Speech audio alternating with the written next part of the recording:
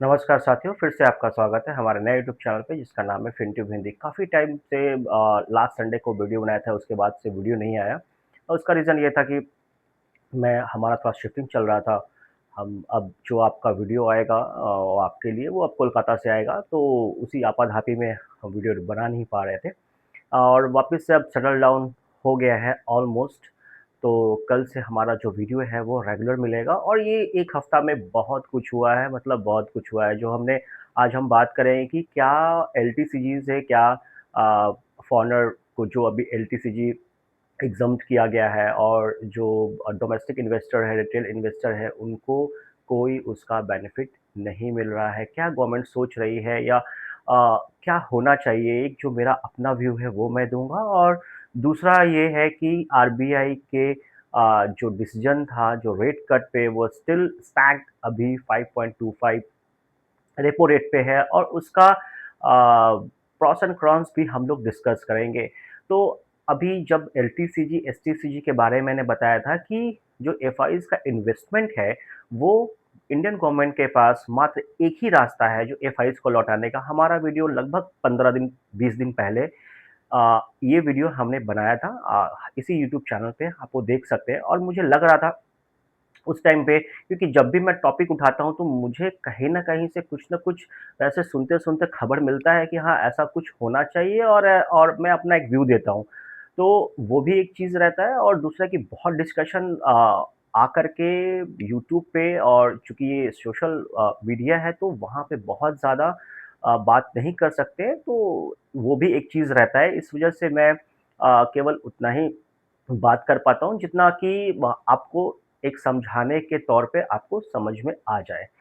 तो ये था और एलटीसीजी, एसटीसी जो फॉरेनर्स के लिए जो हुआ है इसका कोई गारंटी तो है नहीं कि वो आएँगे या वो वापस दुगनी तेज़ी से निकलेंगे, क्योंकि कहीं न कहीं आप ये समझ के रखिए कि कोई भी आदमी जो कैपिटलिस्ट माइंडसेट का होता है और फॉरेनर तो बहुत ज़्यादा कैपिटलिस्ट माइंडसेट के होते हैं कि उनको पैसा कमाना है।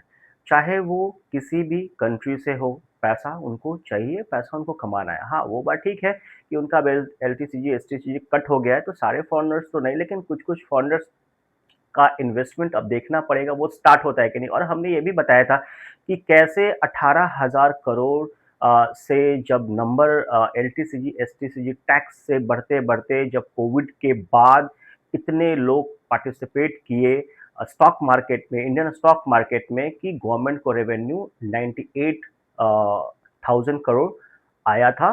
जो हम 2023-24 का अगर हम बात करते हैं तो लगभग 98,000 करोड़ आया था, तो वहाँ तक पहुँच चुका था और अब क्या होगा ये 25-26 और 26-27 में ये देखने का विषय होगा एक बार। तो मेरा यही अनुमान था कि अगर क्योंकि लोग पैसा कमा नहीं रहे हैं और अब बुल मार्केट तो ऑब्वियस सा नहीं है, अब तो बेयर मार्केट में कन्वर्ट हो चुका है पिछले डेढ़ 2 साल से, वो सबको दिख रहा है। अब यहाँ पे गवर्नमेंट को एलटीसीजी, एसटीसीजी से कितना टैक्स कलेक्शन होगा, मैंने एक एज्यूम किया था, मेरा एक अपना व्यू था कि वो 40,000 करोड़ से ज़्यादा नहीं होगा। अगर वो 40,000 करोड़ गवर्नमेंट थोड़ी देर के लिए अगर साइड कर दी और देखती है कि क्या होता है, तो मेरे ख्याल से वो बढ़िया रहेगा। But for the moment LTCG, STC जो फॉरेनर्स के लिए कंप्लीट ज़ीरो किया गया है, उससे कितना फ़ायदा होगा और कितना टैक्स कलेक्शन होता है डोमेस्टिक इन्वेस्टर से और रिटेल इन्वेस्टर से, अब ये देखने का विषय होगा। और अगर डोमेस्टिक इन्वेस्टर्स और रिटेल इन्वेस्टर के लिए एलटीसीजी, एसटीसीजी अगर कट नहीं होता है, तो आखिर गवर्नमेंट कितना टैक्स उठाती है, वो भी एक विषय होगा और यहाँ से मार्केट कहाँ पहुँचेगा, वो भी हम लोग को देखना पड़ेगा। और दूसरा ये जो सबसे इम्पोर्टेंट था, मैं तो आरबीआई का जब रेपो रेट का जो डिसीजन आया, जो स्टैग रह गया 5.25 पे, मैं लिटरली देख के शॉक हो गया कि ऐसा कैसे हो सकता है। मतलब 5.25 पे स्टिल अभी तक, जबकि क्रूड ऑयल इतना ज़्यादा अप्स एंड डाउन में है और दुनिया भर में इन्फ्लेशन का मार चल रहा है और अमेरिका भी कहीं न कहीं अनस्टेबल मुझे जो दिख रहा है। तो पूरे दुनिया में अगर कहीं भी कुछ भी होगा तो सबसे पहले अमेरिका में होगा और अमेरिका के पीछे-पीछे बाकी जो देश हैं वो ज़रूर भागते फिरेंगे। तो ये देखने का विषय है कि अब फॉर द मोमेंट में ठीक है, कुछ लोग इससे दुखी होंगे, कुछ लोग इससे खुश होंगे, लेकिन एक्चुअल में जो पोजीशन होगा वो क्या होगा, और अब नेक्स्ट जो आरबीआई का मीटिंग होगा उसमें देखने का विषय होगा कि क्या ये 2-4 महीनों के लिए, क्योंकि गवर्नमेंट भी चाहती है कि लिक्विडिटी इनफ्लो जो है वो बैंक्स में बना रहे, अचानक से कुछ पैनिक क्रिएट ना हो और धीरे-धीरे व्यवस्थित तरीके से इसको कंट्रोल किया जा सके। तो ये भी एक बात हो सकता है जो, क्योंकि अगर कुछ उन्होंने सोचा है और किया है तो बेस्ट होगा, और ये आने वाले टाइम पे इकोनॉमी पे वो भी पता चलेगा कि कैसे इसका इनपुट आता है। तो सबसे, मैं तो लिटरली देख के शॉक हो गया कि ये कैसे हो रहा है, मतलब 5.25 पे स्टिल स्टैग है। मुझे लगा कि 25 बेसिस पॉइंट तो बढ़ाएगी गवर्नमेंट ज़रूर, बट वहाँ पे हो सकता है ऐसा पैनिक सिचुएशन ना हो या कुछ हो। तो गवर्नमेंट ने अभी 2-4 महीनों के लिए देखा है कि अब जो नेक्स्ट आरबीआई की मीटिंग होगी 3-4 महीने के बाद, तो उसमें देखना हो कि या ये जो रेपो रेट है ये स्टिल जो 5.25 है वो 2-3 महीनों के लिए है, या फिर ये पूरे साल भर के लिए, वो आगे आने वाले टाइम पे ही पता चलेगा। और जो ये डॉलर और रुपये का जो इक्वेशन है वो कंट्रोल, मैं क्या बोलूँ, तो कभी हो भी नहीं सकता है, लेकिन ठीक है, बहुत ताकत लग रहा है उसको कंट्रोल करने के लिए। बट कुछ चीज़ें होती है जो स्टॉक मार्केट में, जो मार्केट में कभी कंट्रोल ना किया जाए तो ही बेहतर होता है। तो उस हिसाब से भी आपको देखना पड़ेगा। और मुझे अमेरिका और ईरान का जो लड़ाई झगड़ा है, उस पे भी हम 2 मिनट ज़रूर बात करें, क्योंकि काफ़ी टाइम हो गया बात नहीं हुई है। उधर पीछे भी बात हो रहा था कि हाँ, सेटलमेंट हो जाएगा, और ईरान कंप्लीटली बैकफुट पे आ चुका है। कंप्लीट बैकफुट मतलब कंप्लीट बैकफुट। अब मुझे शुरू में ऐसा लग रहा था कि वो एनरिच यूरेनियम जो 60% है वो हैंडओवर नहीं करेगा, लेकिन शायद मुझे लग रहा है ऐसा कि अब वो कंप्लीट बैकफुट पे आ गया है, और वहाँ से अब स्टेट ऑफ हार्मोज का जो कंट्रोल है वो चेंज हो गया है कि अब इनरिच यूरेनियम हैंडओवर जिसको भी करे कोई प्रॉब्लम नहीं है, लेकिन स्टेट ऑफ हार्मोज का जो कंट्रोल है वो ईरान के पास होना चाहिए। तो अब यहाँ पे आकर के डिस्कशन अटका है, और ट्रंप के पास 2029 तक ये सब प्रॉब्लम को सॉल्व करने का टाइम है। ट्रंप के पास भी ज़्यादा वक्त नहीं है, क्योंकि 2026 ऑलरेडी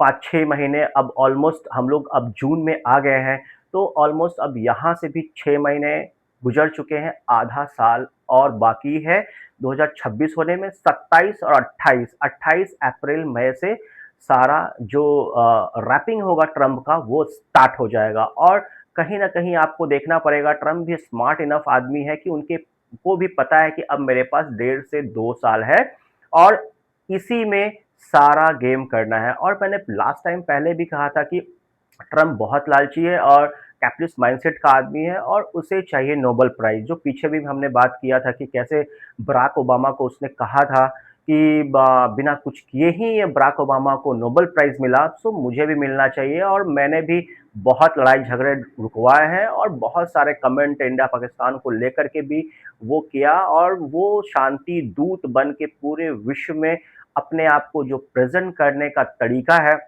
वो दुनिया भी जानती है। लेकिन अब आगे क्या होगा ये डिपेंड करता है, और ट्रंप के पास अब ये 1.5 से 2 साल में क्या करता है, कैसे करता है, वो भी देखने का विषय होगा। बट फॉर द मोमेंट मुझे ये लग रहा है कि अगर ये करेक्ट डिसीजन है तो एफ आई जो L T C G S T C G का, तो फॉरनर्स को, एफ को आना चाहिए मार्केट में और आकर के इन्वेस्टमेंट स्टार्ट करना चाहिए। लेकिन प्रॉब्लम कहाँ पे होगा कि जब फॉरेनर्स यहाँ से पैसा, जब स्टॉक ऊपर जाएगा, सब कुछ होगा, जब डोमेस्टिक इन्वेस्टर और रिटेल इन्वेस्टर जब अपना प्रॉफिट बुक करेंगे तो उनको मोटा मोटा टैक्स भी पे करना पड़ेगा। ये आपको हर वक्त याद रखना पड़ेगा। और वहीं जब फॉरेनर्स वहाँ से पैसा जब लेके जाएंगे तो उन्हें कोई टैक्स पे नहीं करना पड़ेगा। अब इसमें बहुत समस्या है, कंज्यूमर हम रहे और इन्वेस्टमेंट हम करें, पैसों का रिस्क हम उठाएं, सब कुछ करें, लेकिन थोड़ा सा जो मदद है वो गवर्नमेंट ऑफ इंडिया की तरफ से डोमेस्टिक और रिटेल इन्वेस्टर के लिए नहीं हो पा रहा है। बट कुछ ना कुछ तो गवर्नमेंट ज़रूर सोचेगी आने वाले समय में। बट देखते हैं क्या होगा। और कल से हमारा वीडियो हर दिन आपको मिलेगा। आज का वीडियो हम यहीं तक रखते हैं। So thank you so much. जय हिंद, जय भारत।